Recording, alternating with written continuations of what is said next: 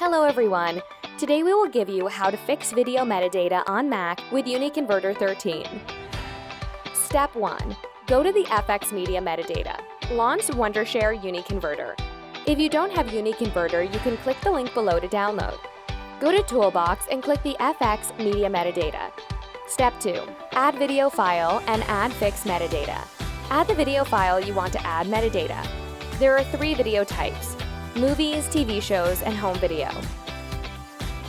If you select TV shows, you can edit season and episode, and you can edit the video language, release date, genre, comment rating, and definition.